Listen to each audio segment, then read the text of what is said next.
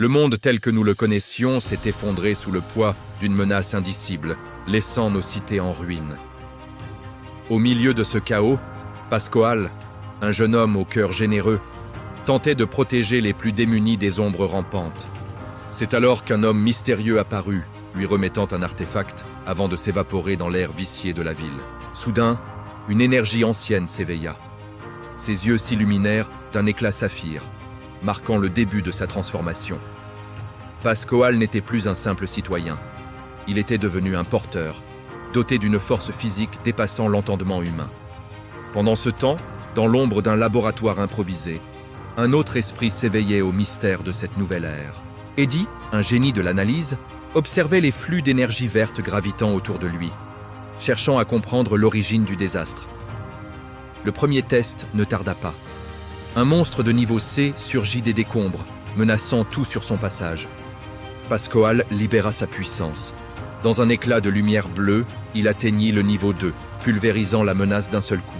C'est sur ce champ de bataille que leurs destins se croisèrent.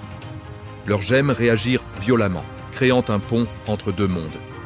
Mais ils n'étaient pas seuls. L'organisation Matadorise, une entité obscure aux ambitions mondiales, surveillait chacun de leurs mouvements.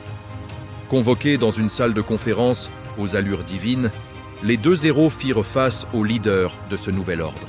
L'instinct d'Eddie l'avertit immédiatement. Derrière les sourires diplomatiques se cachait une conspiration dépassant l'entendement. Pour obtenir des réponses, ils durent plonger dans l'inconnu. Les donjons, ces failles dimensionnelles remplies de monstres et de trésors.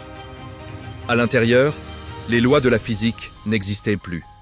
Les couloirs changèrent de forme, guidés par une volonté malveillante. Des vagues de créatures cauchemardesques les assaillirent, mais leur coordination devint de plus en plus parfaite. Au cœur du donjon, ils découvrirent des reliques d'une puissance absolue. La lame spectrale pour Pascoal et l'orbe mentale pour Eddie. Mais la plus grande découverte fut une archive secrète révélant l'horrible vérité. Les donjons étaient des expériences contrôlées. La Matadorise n'essayait pas de sauver l'humanité, elle cherchait à la transformer en une armée de serviteurs mutants. Leur quête les mena au donjon infini, un lieu organique où les murs semblaient respirer et saigner. C'est là qu'ils rencontrèrent le gardien SSS, une entité si puissante que l'espace autour d'elle se distordait. Seul, aucun d'eux n'avait une chance. Mais en unissant leurs forces, ils débloquèrent le mode synchro. Une aura duale explosa, balayant l'obscurité. Ils ne faisaient plus qu'un avec l'énergie des gemmes, transcendant les limites humaines. Vaincu, le gardien murmura une ultime prophétie. Le niveau ASS n'était qu'un début, une simple porte vers le véritable enfer. De retour à la surface, la réalité les rattrapa. Une invasion massive de monstres SSS dévastait le centre-ville.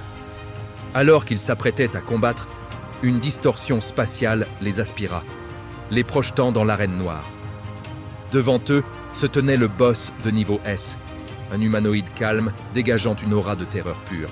Il révéla que Pascoal et Eddie n'étaient pas des héros, mais les clés destinées à réveiller une divinité ancienne. Le ciel se fissura, révélant un néant dévorant.